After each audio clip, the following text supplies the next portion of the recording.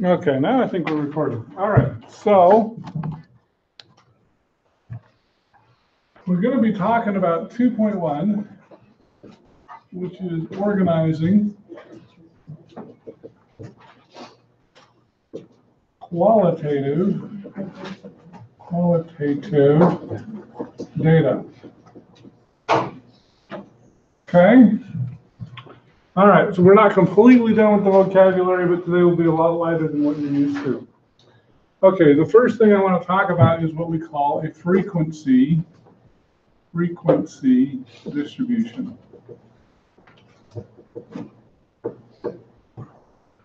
Okay, frequency distribution is basically where you list each category and count the number of occurrences. Okay? We're also going to talk about a relative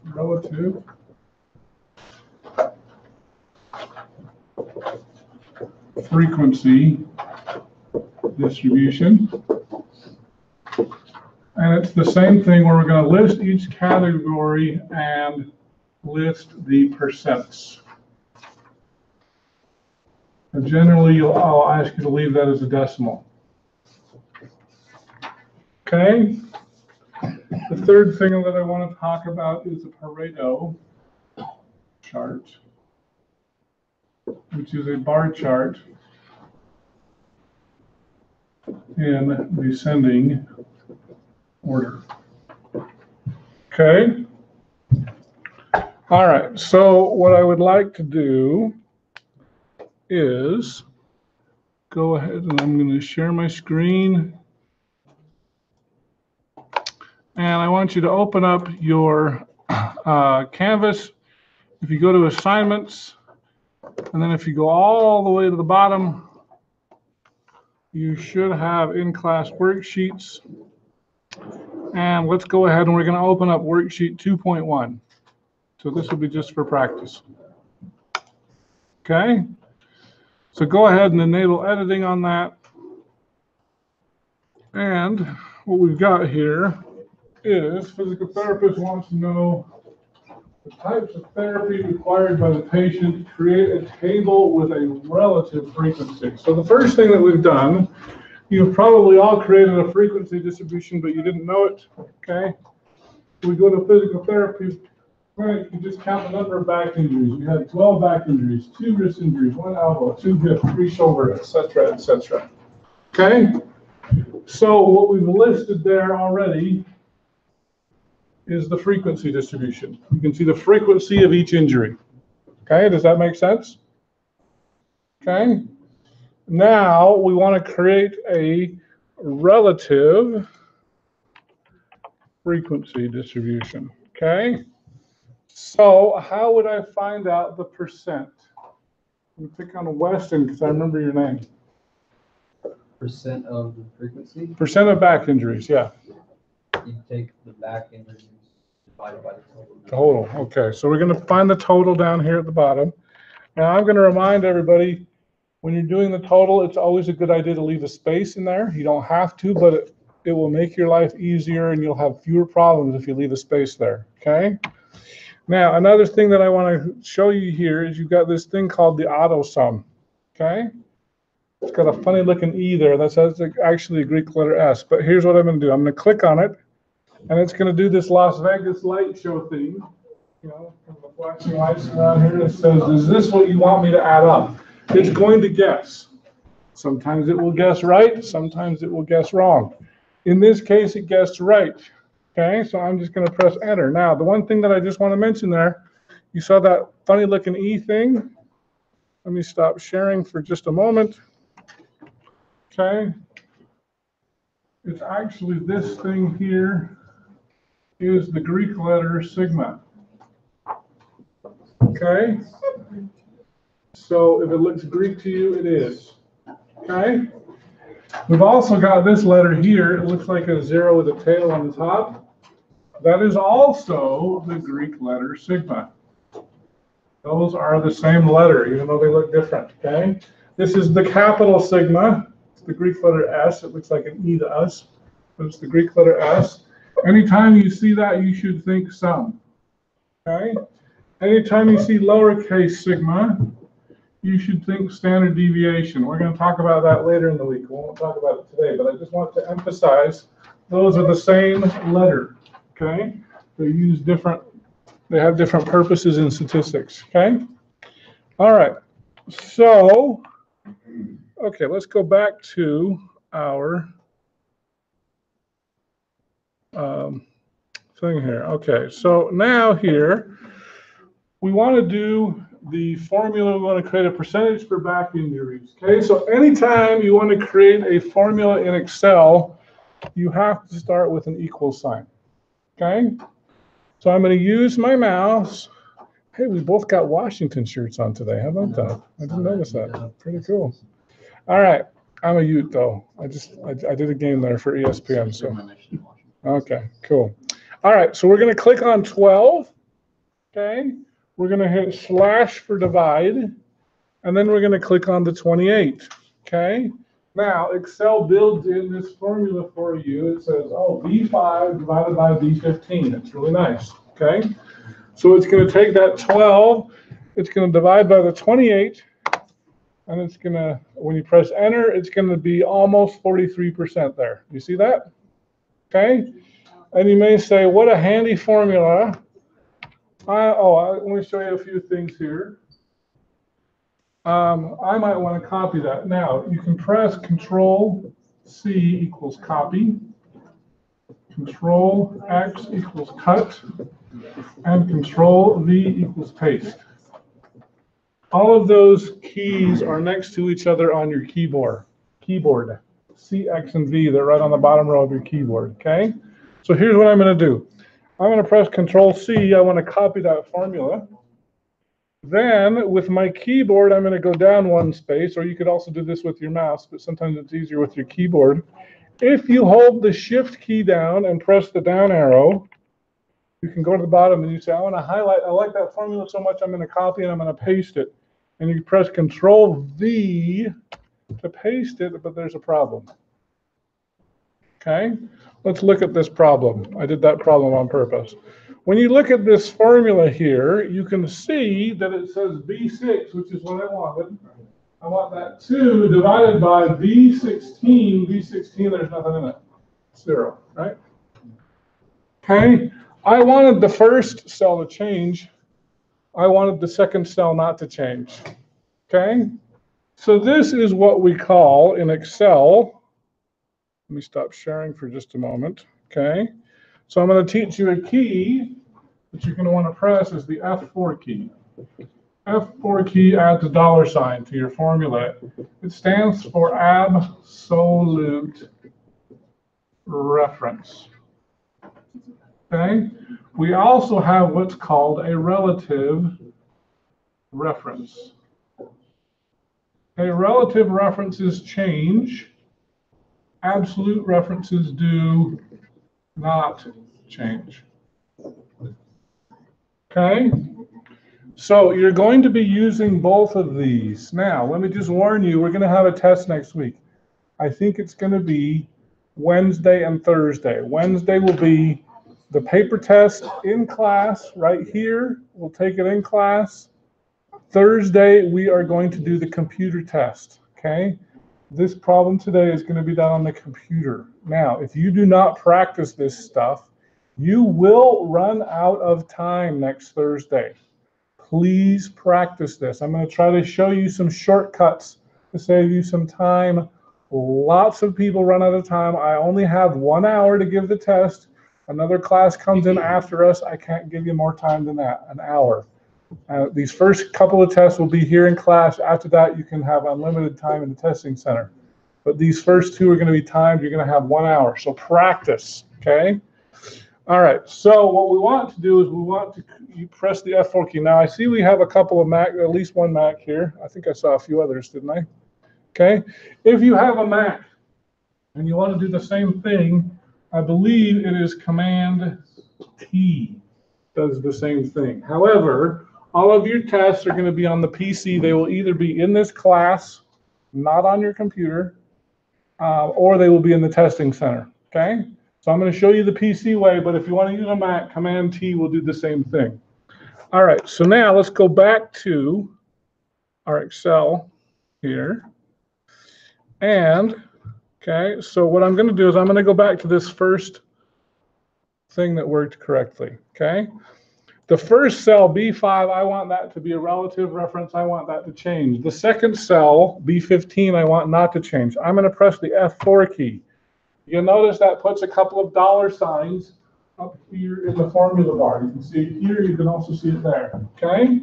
So B15 is now going to be an absolute reference, not a relative reference. I'm going to press enter. You'll notice that it looks like nothing happened, okay? That's fine, but if I go up here, and if I press Control-C to copy, and then if I highlight all of these division by zeros, and I press Control-V paste, it works this time. Okay? You'll notice here, if you look up here in the formula bar, notice the first number changes, the second number what? So the B15 does not change. The first number does change. The first number is relative. The second number is absolute. Okay? This is a skill that you're going to use throughout the semester. Practice, okay? Now, having said that, the quiz tomorrow is not going to be on the computer. It will be a paper test. But next week, when you're short on time because you didn't practice, I warned you, okay? All right, now, what should this add up to if I did it properly? 100 or 1 or 100%, right? So if I add those up, sure enough, it adds up to 1. Perfect. Okay, just the way I wanted it. Generally, with your relative frequency distribution, I'd like you to leave those as a percent. I'll show you how to change that in a few minutes, though. Okay? All right, a couple other terms I want to bring up. We have here, maybe I should turn off my sharing. We have the cumulative distribution. Cumulative, maybe I should spell that. Question? Go back, because I'm trying to keep up with the taking notes and everything else, but when you had the boxes filled with just the words, the deviation amounts, how did you pull that up? All right, say your question again. Here, just a second, let me share. Oh, you're asking me how to copy it? Are you asking me how to copy the formula? Yeah. Okay, 2 ways to copy it, okay? The first way is Control-C, and then use your keyboard. If you hold the Shift key down and you highlight all of these other ones, you can press Control-V. Sorry, I pressed something else. Ooh, didn't mean to do that. Highlight these, Control-V to paste, okay? Another way that's even faster, if you're happy with this formula here, notice your mouse is a white cross. I'm going to change it. If you put it right on the corner, it's going to change into a black cross. You can click and drag, and it will do the same thing, all in one step. Okay? All right. So then once you have that, once you drag it down, and then it gives you like I guess it's like pound DIV, like then you do the F4 for that. You just press F4. You press F4 and then you won't get the pound division by 0. Okay, so fix your formula in C5, do the F4 there, then when you copy that formula, it will work properly. Okay? I had a question. When you did F4, did you like highlight everything in the box? I didn't highlight anything. Okay, let me show you one more time. We need to move on because I got a lot more stuff to cover here, okay? But I'm going to do B5 / B15. I'm going to press the F4 now. So it's only the second one that's F4, not the first one, okay? Now I'm going to double click this and it will copy and paste for me. Okay? All right, now let me move on here. I'm going to warn you, this class moves quickly, and we got a lot of stuff to cover still. We're going to talk about the cumulative distribution and the relative cumulative distribution. Okay? The cumulative distribution is the sum of all counts above. And the relative cumulative distribution is the sum of all percents above. Okay? So, light's bad. And then maybe that'll help for those of you who are watching at home. All right, let me share again.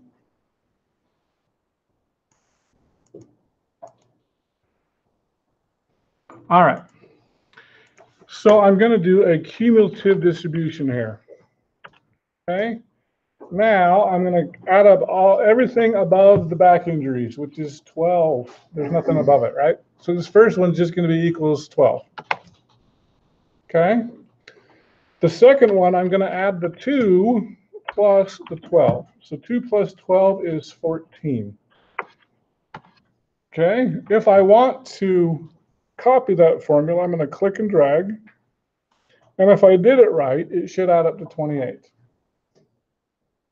And it does. Okay? Now let me show you a common mistake that people do. You need to know how to fix this. You need to practice so that you don't run out of time next week. Okay? Some people say, well, I'm just going to add this 2 plus that 12, which still equals 14, right? But if I copy this formula down, it does not add up to 28. See that? It's just adding the one that's above it, okay? So when you're doing this, make sure you're adding the 12 that's above you plus the 2 that's to the left, okay? That's going to give you 14, and if you do it right, it should add up to your total, which in this case is 28, okay?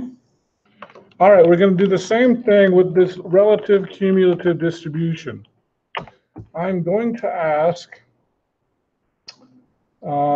geez, I don't know anybody's name here. David, I'm going to ask David. I remembered your name. Okay. How would I add up all of the percents here first?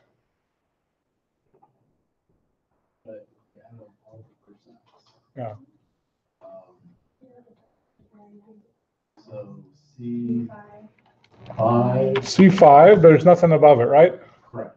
Okay, so this first one is just the same thing, C5. The second one, C5 plus 6. no, not C5. We're going to do C6 plus, if I add this one, it's just going to add up those 2, but I want to add this one here, E5. Okay? So C6 plus E5. Does that make sense? Okay? Now, if I did this second one correct, what should it add up to? 1 or 100%. It did. I did it right. Okay? Now, isn't this nice that you should know the answers to some of these questions? Okay? Even if they're not given to you. Okay? All right, now, let's say that I wanted to create a pie graph. I wanted to create a pie graph of the types of injuries. Let's say this is a company, okay? Here's how you create a pie graph. If you click on, go ahead and when you include these, include the body part and the frequency in here. You're going to highlight these first 2 columns, just like that, okay? Then I'm going to say insert. I'm going to click on this pie right here. And you will never, ever do a 3D pie in my class unless you want to get it wrong. Okay? It's very artistic, I'll grant that to you. But statisticians, it also distorts your data. We want a 2D pie graph. Okay? Always 2D. Okay?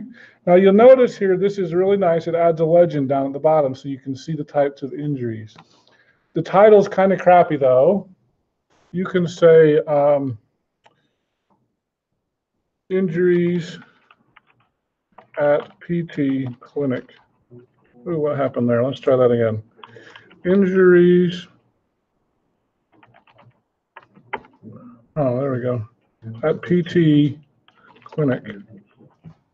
Okay. Now I'll put that up there. Okay. So when you're creating a pie graph, remember a pie graph is used for categorical data. So these are categories: back, wrist, elbow, hip, shoulder, etc. Okay? So that's a nice little pie graph. The next thing I want to do is I want to create a relative frequency bar graph. Okay? Here's how you do that. Okay? What I want you to do is I want you to highlight the body part here. We're going to highlight this first thing. Then I want you to hold the control key down on your keyboard and highlight the relative frequency column here. Okay? We're going to do the percent this time, not the count. So you press the control key so that you can highlight a column that's not next to it. Okay? Now we're going to say insert. This time we're going to click on a bar graph here. You don't want to do the 3D unless you want to get it wrong. Okay? Pick a 2D bar graph here. Okay, I'll put this down here. Maybe I'll make this a little smaller. Okay? Now you can say injuries at PT clinic. Okay? But you may wonder what these decimals represent because it might not be super clear. Okay? So this time, I want you to click on this green plus sign, and I want you to add axis titles. Okay? Your axis titles here, you can say, I want the percent. And down here, you can say body part injured. Okay? Just like that. Now, let me say this. If you don't like the decimal and you want to change that to a percent, what you can do is you can highlight this column here. If you click on home and you go back to here, you can click on this percent sign. You can change that to a percent. Let's say you want to add a decimal. I can add a decimal by clicking that button. Say when you have one decimal. Okay? Now, generally speaking, I'd like you to leave those as a percent, but the nice thing is, if I change it to a percent here, it changes it to a percent on my graph as well. Okay? Does that make sense? Okay? You guys feel like pros? Okay. Let's do another one. Now, by the way, I want to mention another thing here. Down at the bottom, you'll notice different tabs, okay? I've got relative, relev, I can't spell, 2 sets of data, sheet 3, okay? On your test, I'm probably going to have 4 or 5 data sets. Don't do the first problem and go, wow, that was a short test. I'm done. I'm out of here, okay? Unless you don't want very many points, okay? Happens to somebody every semester, okay? Don't be that guy. Okay, but here's what I will say. So you got the tab here, the tab here. Let me make this a little bit bigger, okay? Got 2 sets of data. I want to make a horizontal or a vertical bar graph, okay? Now, here's what I'm going to do. I'm going to highlight my data here. I'm going to say insert. I'm going to insert a 2D bar graph. Now, let's pretend that there's problems with the title and the axis titles, but I'm going to ignore that for a moment. There is another problem with this graph. What is the problem?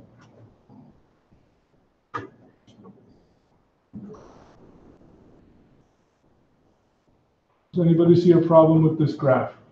If there's no left axis, or like the... Yeah, besides that, that's true, but besides that, what is it? It says series 1 and series 2. It says series 1 and series 2, that's a little weird. Look at it really closely though, and it's related to series 1 and series 2. What did it do? It graphed the year 1990 and 2006. It graphed education. I don't want education to graph. You see that? Okay, very subtle. You're not paying attention. It thinks that 1990 and 2006 are data.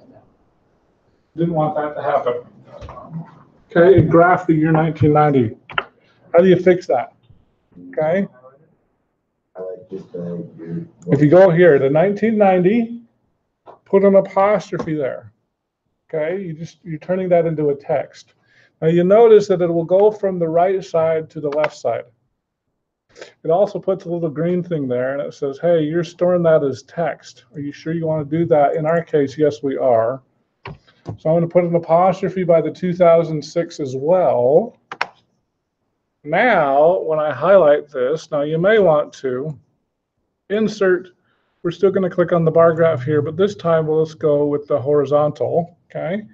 In this case, that might be a little easier to read your axis titles. They're not crooked. You can read them here. Graduate degree all the way down. Does that make sense? It's not graphing the 1990 and the 2006 anymore. And in fact, your legend includes those years now, so you can compare those. Maybe I'll change the title to say education level in the state. Okay? And now you can see those two differences. Okay? Does that make sense? All right, you're all pros now. You've done it once. Okay? All right, we're going to move on to 2.2 now. Okay? Which is very similar to what we've just been doing. Let me stop sharing for just a moment here. Let's talk a little bit about 2.2. 2.2 is organizing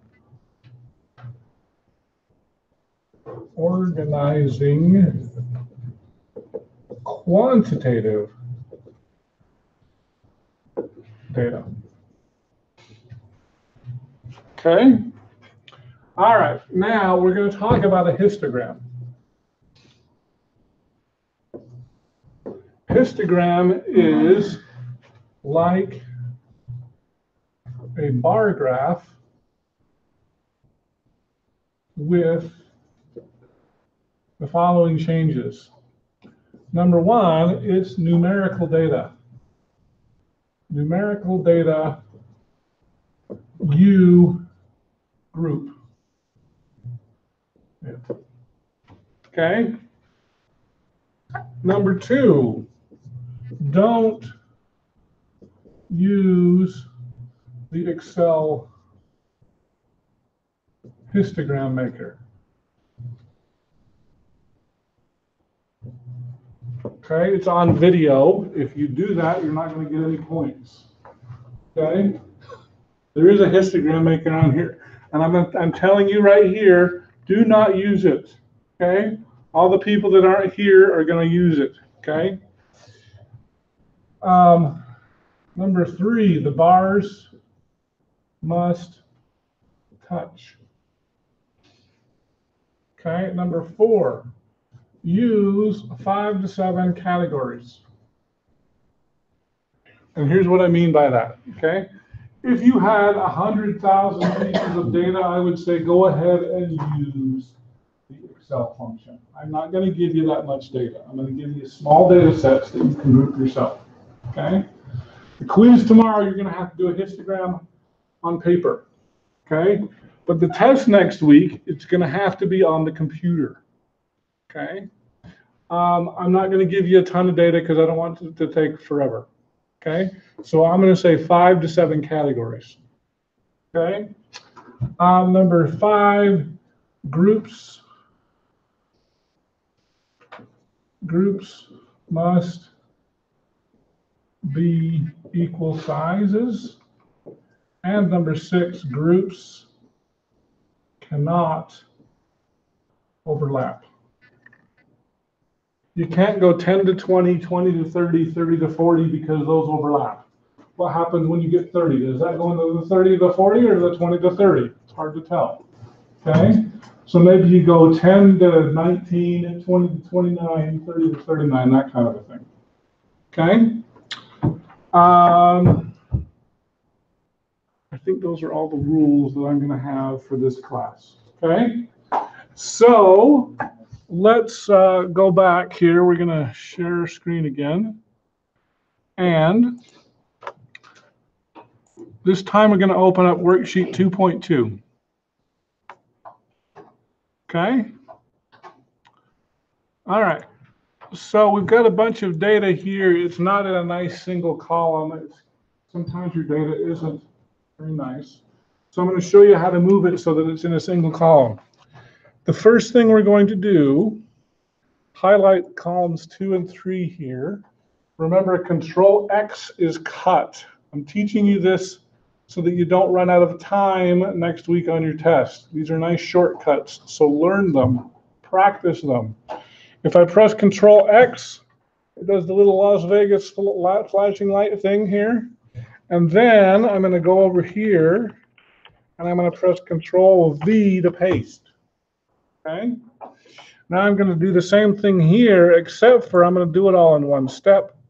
If you highlight your data here, go to a side, any side will do.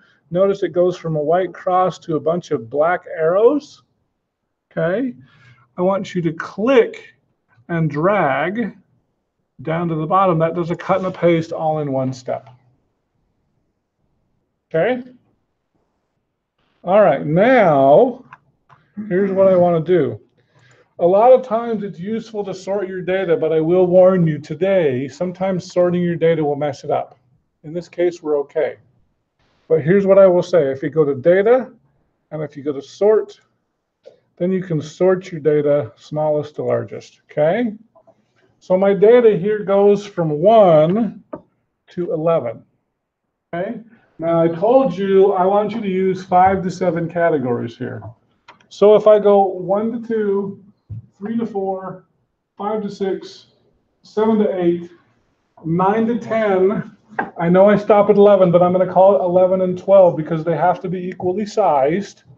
How many categories do I have? 6 categories. That's perfect, okay? So what I'm going to do here is I'm going to create some groups. I'm going to create some counts, okay? So this is just like we did with the back injuries and everything, but we're using numerical categories now, okay? Now you're going to notice something that's really annoying about Excel. Watch what happens. I want to create a group that's 1-2. 1s and 2s, right? And you press enter, and it says January 2nd. 3 to 4, March 4th. Not what I wanted. Okay? How do you fix that? You put an apostrophe. If you ask me this on the test, I'm going to say, geez, I don't know. That's really weird. Okay? Practice. 1-2, apostrophe 3 to 4, apostrophe 5 to 6, apostrophe 7 to 8, apostrophe 9 to 10, and apostrophe 11 to 12. I have to include the 12 because they must be equally sized. Okay? Now, by the way, let me just show you how to do this wrong. Okay? It's on video. If you do this on the test, you're going to get 0 points. There is a histogram maker. If you highlight all your data here, and if you say Insert, you go to Recommended Charts, and you go to Histogram Maker here, look at that, and look at the categories here. For one thing, it goes from 5.6 to 7.9. Like, what is that? Okay? 3.3 to 5.6. These are bizarre categories. Okay? Now, notice also the shape here. It looks like it's, this would be what we would call right skewed. Okay? If you go from the peak, the right tail is bigger than the left tail. Okay? Now, watch what happens when we do this ourselves. Okay? This is why I don't want you to use that. If you have a lot of data, this is useful. Use it. But on a small data set like we have here, don't use it. Okay? Now, 1s and 2s. A lot of you are bad at counting. I'm bad at counting. So how do you count without counting? Here's how you count without counting. Highlight all the 1s and the 2s. Okay? If you look down here, you can see that it says I have a count of 7. Okay? So I've got 7 1s and 2s. 3s and 4s, I'm going to highlight those. I've got 5 of those. 5s and 6s, I've got 18 of those. 7s and 8s, I've got 7 of those. 9s and 10s. I've only got 9s, but I'm going to count them. So I got 2 of those and 1, 11, and 12. Okay? Now, remember what we saw there earlier. I'm going to highlight the data here, insert bar chart, just like we did before. It's going to be a 2D bar chart. Notice it looks a lot different. Okay, now remember, one of the rules I had for the histogram is the bars must touch. Are my bars touching? No. No, so this is not a histogram. What is it? It's a bar chart. Okay, here's how you fix your bar chart. Okay, once you've got this here, go to quick layout, and then the third row, middle one here, look at that, the bars now touch. I just turned that bar chart into a histogram. Notice the shape looks very different from what I just did. Okay, because I'm using legitimate categories. Okay, all right, now I probably would want to add a title such as visits every 15 minutes at Wendy's. This is going to be frequency. These are down here, number of customers. Okay, so just to be clear, 7 times we had 1 or 2 customers. 5 times we had 3 or 4 customers. 18 times we had 5 or 6 customers. Okay? Now, a couple things that I just want to mention here are, if I ask you to describe this bar chart, let me stop sharing for a moment. Okay. All right, so let's talk about some shapes of some of the graphs here. Okay. Now the idea here with a bar chart is we're trying to see if our data are normal. You're all familiar with the bell curve, right? Does our data at Wendy's look like a bell curve to you? Not really, right? Okay. Okay, so we would call this symmetric. Okay. Now, in our case with Wendy's, we might see something like this. Okay. This is what we would call bimodal. Or it could be something like this, trimodal. Or, remember the one that we saw on the first one may look something like this. Okay. Now, when you measure the peak here, this would be what we would call right skewed. This would be left skewed. Okay. So on your test, I'm going to ask you to describe your graph. Some of you are going to give me a paragraph and you'll be like, well, it goes and it rises. No, no, no. I want you to tell me, is it bimodal? Is it symmetric? Is it right skewed? Left skewed? I could even say bell-shaped.